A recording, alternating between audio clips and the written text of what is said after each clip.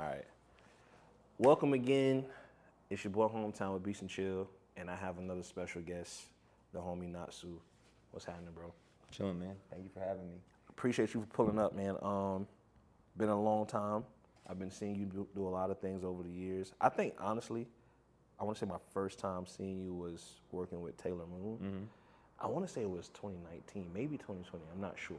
I feel like since COVID, everything's kind of been a blur in time. Right, yeah. But I thought you were just a producer at first. Mm-hmm. Like I was like, oh, okay, he's a producer, cool, you know what I mean? And then I started seeing you trading bars and this and that. I'm like, all right, cool.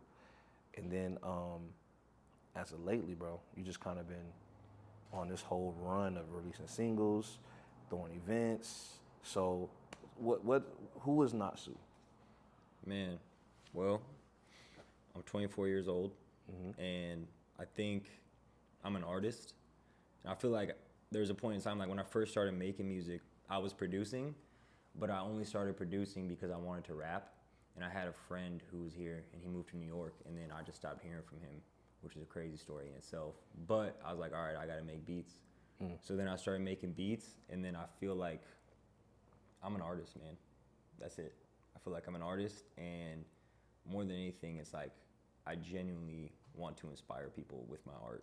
So I don't know if there's another title for that, but I'm an artist. I feel that. So, I mean, like I said, I told you just how like I saw you at first and saw you was working with Taylor, and then I want to say the past year or so, this event comes out of nowhere, and I'm seeing who got it Tampa, and I'm seeing it's like you. I'm seeing all these other people, Roselle.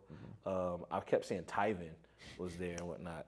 And I was like, all right, cool. You know, people say, yo, who got it? At first, I didn't know what it was about. I thought it was maybe just like a brand, like a clothing line or something. I was like, oh, it's a whole event. So, like, how did that come about? Yeah, so I met Roselle the beginning of last year, so the beginning of 2022.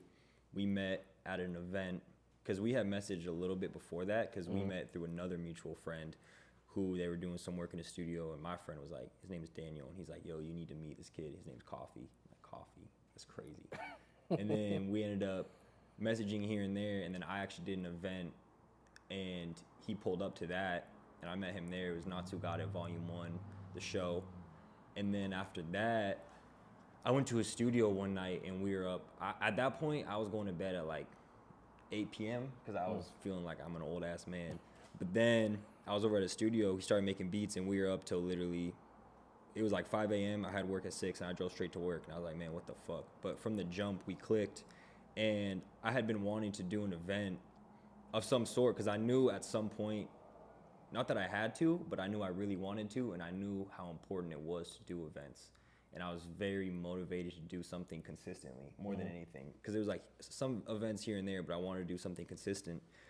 And Roselle himself is a producer. He's also an artist, but he's a very, very dope producer. Yeah. And we got together with Definitely Decent, and specifically Bo Monk was like, yo, I want to be a part of this. And he's a producer himself. So we were like, all right, let's put together an event. And that was WHOGOTiT. And at the time, I was working at King State in the kitchen, which I still do. I've moved up front now. I'm a barista. Come get some coffee from me. And I talked to the owners, who I'm also close with, and they liked the idea. And they were just like, okay, sure. And I was like, really? They're like, yeah. I'm like, okay. So then we gave them a date, and they were down with it.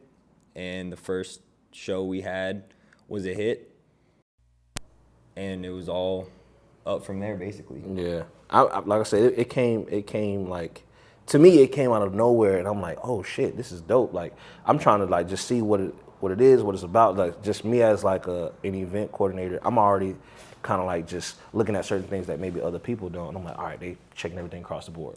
So now it's like, all right, got to pull up, got to see what it's about. I want to see, because every time I go to an event like that or a new event, I'm always excited to see like what new artists that I'm going to see, and then also like what things that I've never just seen done before. Like, I'm just a fan of just like people who can coordinate events well and just like provide something different. Like I'm just a fan of it. So I'll go to like Orlando, St. Pete, Atlanta, whatever, just to go to like the casual like local events. You know what I'm saying? Right. But I thought it was like I thought you guys did a phenomenal job. Thank you. You know what I'm saying? Just like providing an energy that like I feel like people needed when it came to events here. You know what I'm saying? So I know that I know you guys are kind of like on a break hiatus right now, and then like now we're in the NOTSEW era of like releasing singles. I feel like 4 singles done came out over the past few months, right? Yeah. So like, how's this era and like now focusing on you as just an artist? Like, what is that like right now? Right.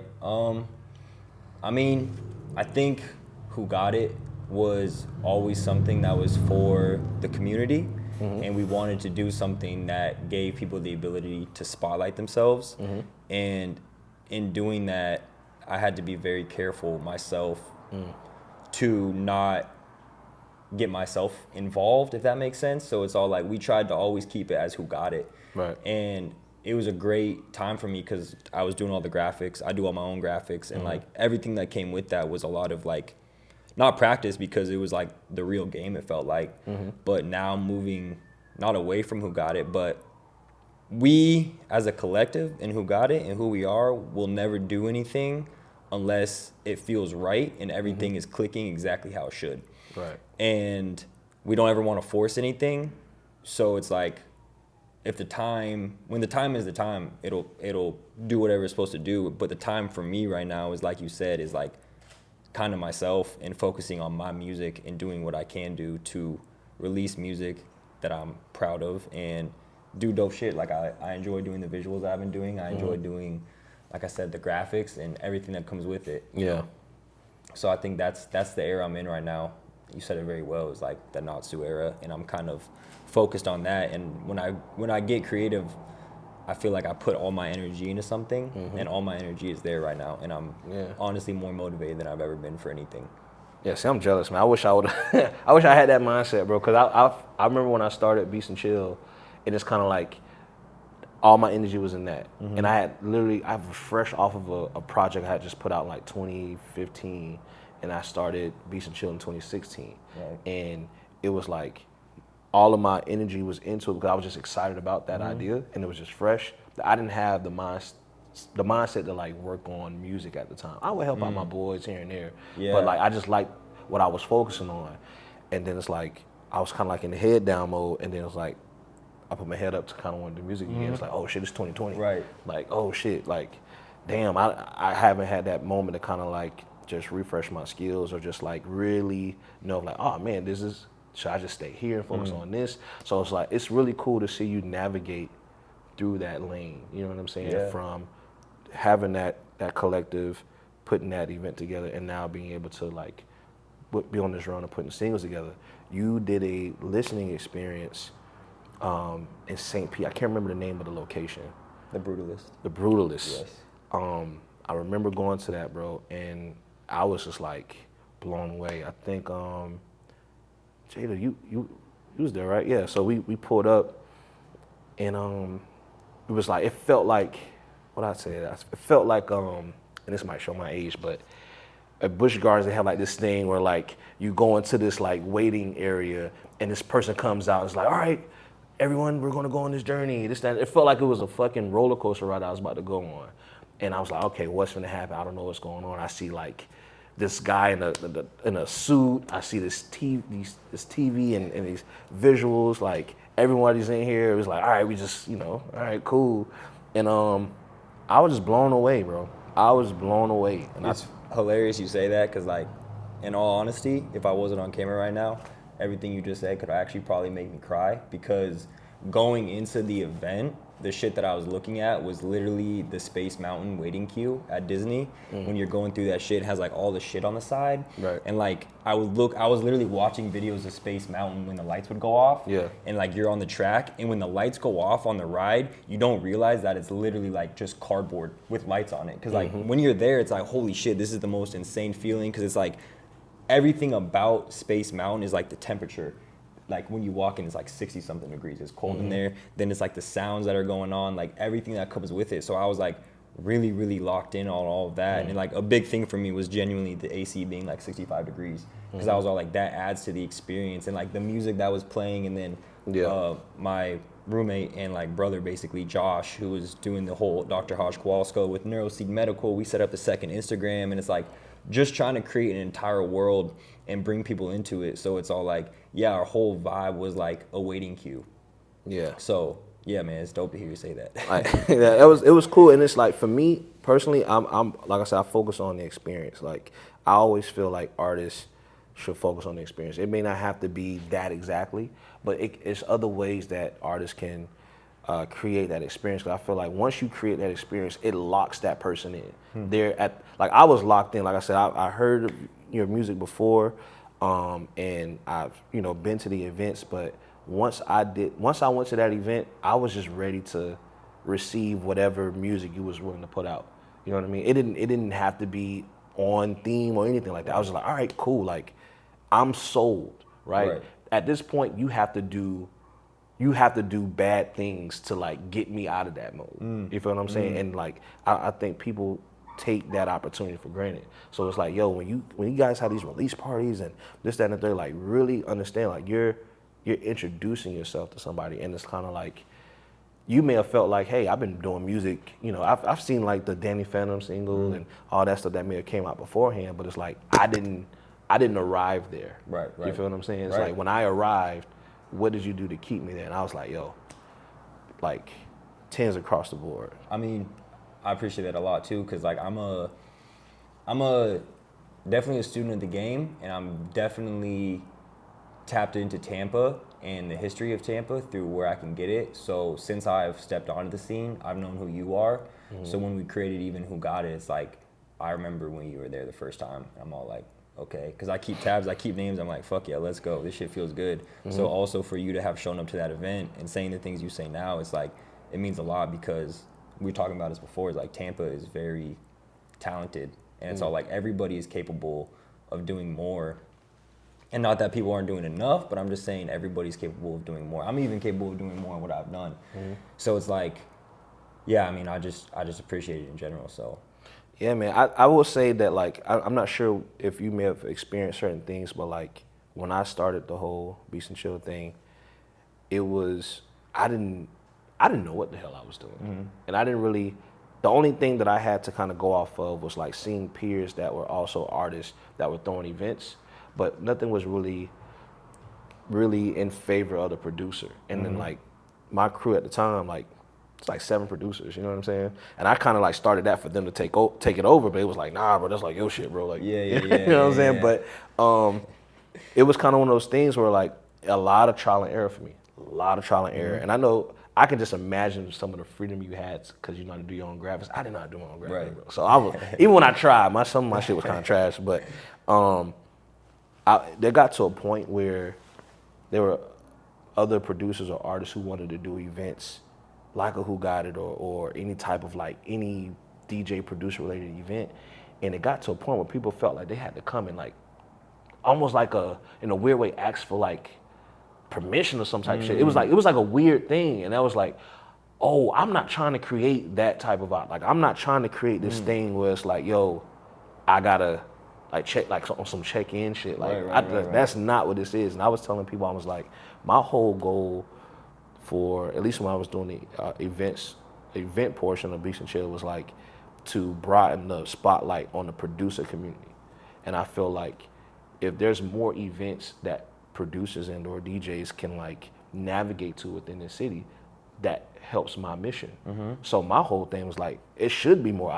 It needs to be more. I would like it if there's more, because I got homies that hit me up that have these little, that want to do rollouts of their beat tapes or a single they pushing with an artist. Is like, oh, I don't just have to have them perform at my event. Like say, hey, after you perform at my event, you might want to do something at WHOGOTiT or do something at this spot or whatever. You know what I'm saying? And it was kind of like, I just wanted people to kind of like understand that. After a couple of people came to me, it was like, yo, bro, I was thinking like, you know what I'm saying? You know, we don't want to step on your toes. I'm like, bro, you are not, that is not the type of environment I'm trying to create at all. So like when I saw that WHOGOTiT was doing, it was one of those things, it was like, I championed. It's like, all right, I hope that this continues to go, because now that it's something that like I kind of look at myself as somebody that kind of like connects from other cities now, right? Like everybody know that BEATSNCHILL is kind of like a Tampa thing, but it's like what's going to help it grow is if like we convince not only ourselves but like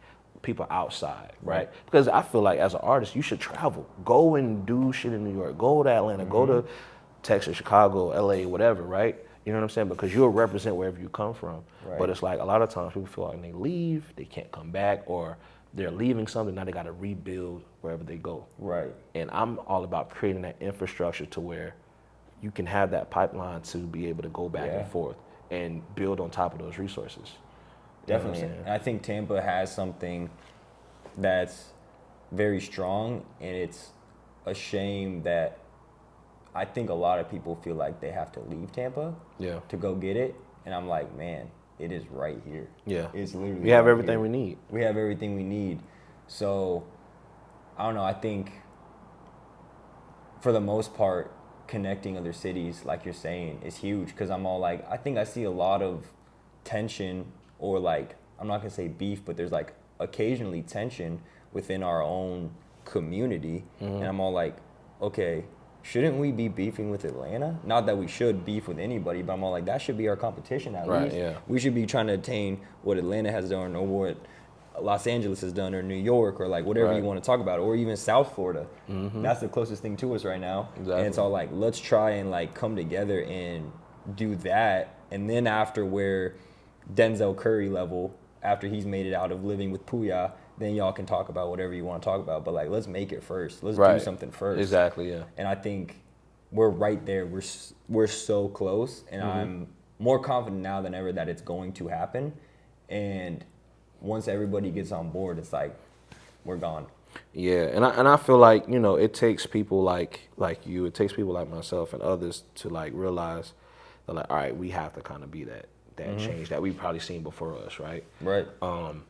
Like one of the things I realized is that Tampa has just been drenched in like ego. It's a lot of ego, and then the fact that some of those egos are now getting exposed or checked over the years, that's where a lot of that tension comes from. Right. Right. Because we're like, yo, how did, you know, you look at people like Doechii, right? Right. And, you know, with the success she's been able to get so far that no one is able to really do for real, it's met with, well, I ain't never seen her. Well, you know, and it's kind of like, it's the egos are getting exposed, And right? the thing is, she just went and did it. Yeah, just went and did it. You know what I'm saying? Like, you know, like some people, you know, you have some people like, oh, you know, she performed at BEATSNCHILL and stuff like that. But it's like, yo, she went to New York for a year. She had before BEATSNCHILL was ever a thing. Before she even performed, she had like an online following. She was doing her thing on YouTube. You know what I'm saying? I just thought she was dope. I was like, yo, you performing? I'm looking for acts, this, that, and the third.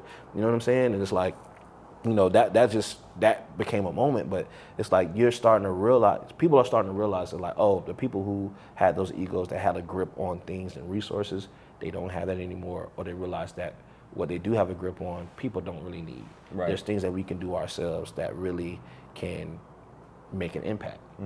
And that's just something that like I said, that was completely exemplified when I saw WHOGOTiT, and that was definitely something that I saw like, all right, we in good hands. Like, you know what I'm saying? Sometimes I used to feel pressure, bro, like, damn, like, BEATSNCHILL gotta like, I gotta be a part of something, or at least just like help out or whatever, right? And it's like, I'm glad to see that like someone is cultivating spaces that are providing these opportunities, because you guys are gonna have your own stories of artists that's like, yo, my first performance was at WHOGOTiT, and they're gonna take off, and you're gonna be like, damn, like, something I just came up with while I was fucking working on my phone or whatever, and now this has really impacted somebody's career. You feel what I'm saying? So it's a really cool thing.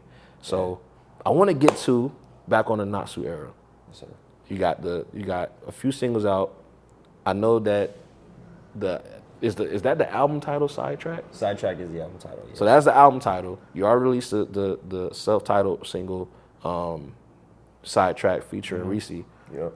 You just released the Games We Play. Yep. Just released that with Rozelle, which all right. So let me just kind of review this real quick.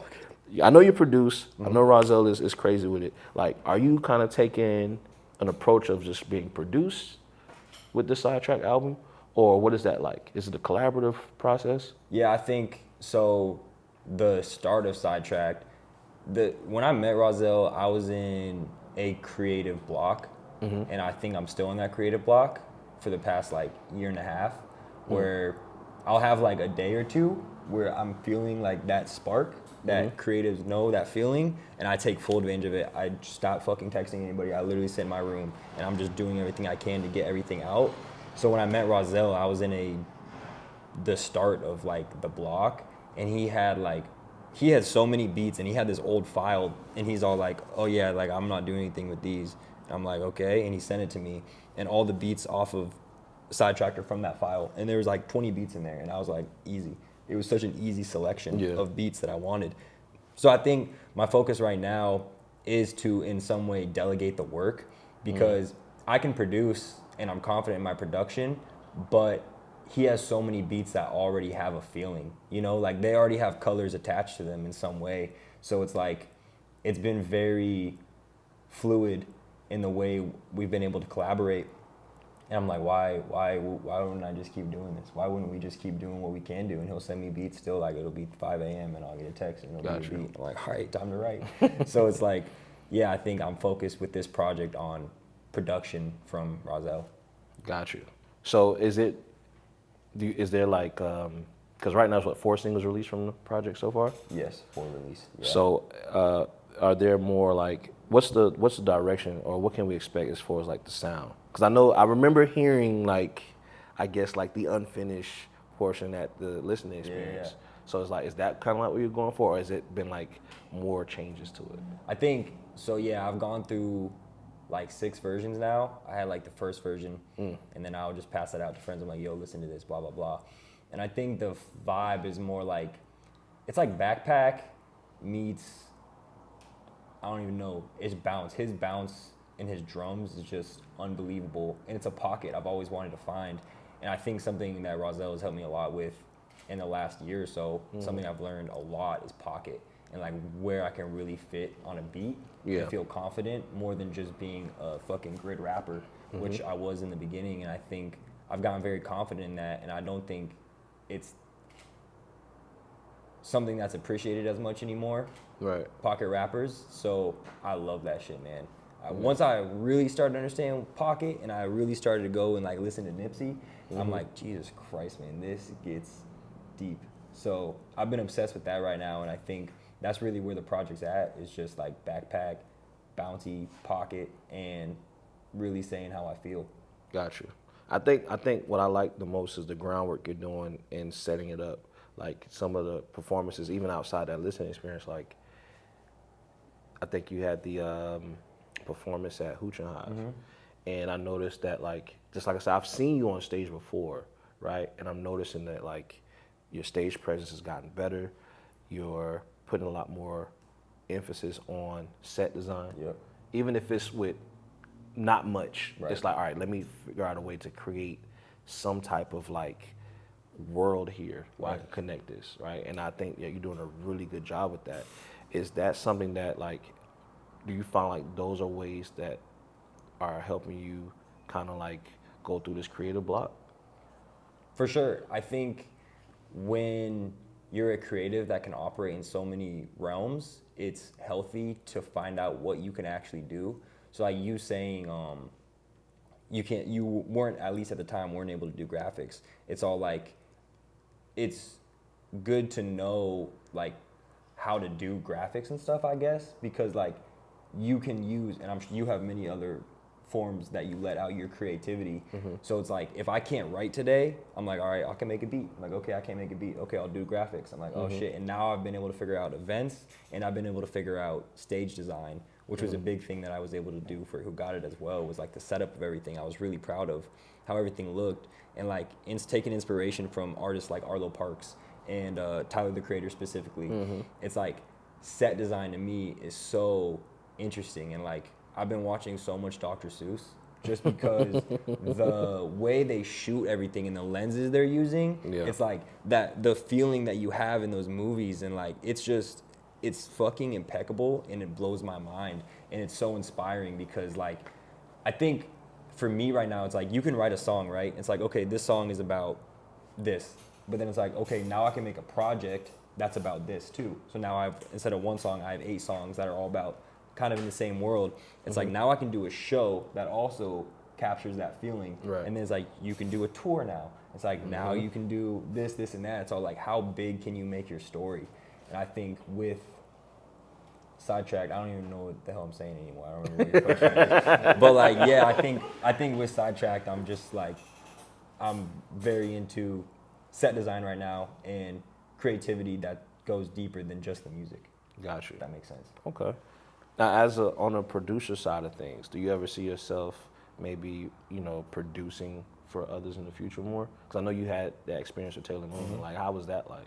Yeah, so we were doing, there was this studio called Tyree Studios in like St. Pete, and they were hosting like some sessions here and there, and that's where Tara and I first clicked up. And then I had made this beat, and we were in another session somewhere else, and she was there, and I played the beat, and she was like, yo, that's crazy. And she wrote her whole verse, deleted the whole verse by accident right when she started rapping, and was like, fuck, and then had to rewrite the whole verse, and then recorded it again in like 45 minutes, and that was Girl Mad. That was the first track we ever did together. And those were basically beats that I had sitting on my hard drive for the most part since like 2015. So a lot of those beats were pretty old, and I was like, I really like these beats, but like I would send out beat packs, and like I would have like a handful of beats that I really wanted people on for the most part, and I would curate them depending on the artist, but like those were beats that Taylor ended up rocking with. And like I still make beats here and there, but that's how we really got into like the groove of things, Taylor and I. Got you. So do you have like ideas or plans on working with other artists in the future?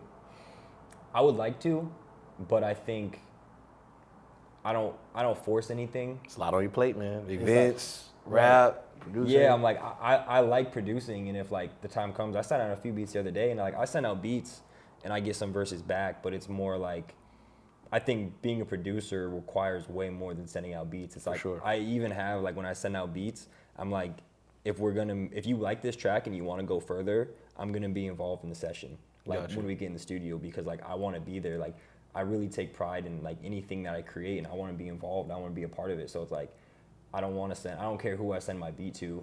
There's a few exceptions, but it's like I want to be there so I can make sure like it's something that I'm proud of as well. Got you. You know what I mean? So right now I don't think I have. Right now I'm not making the time to produce in that manner, so that's kind of not in my future, but someday. Got you. Back there. Okay. So I want to leave with this, like, just because one of the things we have in common, not just as artists, but people who have cultivated events, right? What's one like key piece of advice you would give somebody who's in that place where you were, where it's like, hey, I had this idea, and I'm not sure if I want to do this, or I want to do this, or how to go about it. What is one key advice you would give to that person who wants to do something in 2023 or 2024? Yeah, I would say figure out what you want to do and really start. So I was told this advice from somebody at one point in my life, and it's like, you have like a 5-star hotel, right? It's all like, what does your 7-star hotel look like? So come up with whatever your 7-star hotel looks like, which is beyond anything that even exists. Come up with the biggest plan you can, the biggest idea you can, and start working towards that. Give yourself a date of what you want to do something. If it's a music, if it's this, it's that, whatever it is, even if it's just making a beat for your first time. Like, really set your bar extremely high, and as you get towards that, chisel away at that idea, and it'll start to form into what is possible, which is extremely high. It's whatever you're willing to put work into. I'm a huge Kobe fan, so I think that's a huge part of my upbringing is like, put in the work. And it's like, if you start putting in the work and you stay dedicated and you stay motivated, like, it'll come. So figure out your 7-star hotel. There it is, man. Put in the work. Yes, I sir. appreciate you, bro. Yes, sir. Thank you. Thank you so much. Thank you guys for tuning in. So once again, it's your boy Hometown. We have NOTSEW here. We out.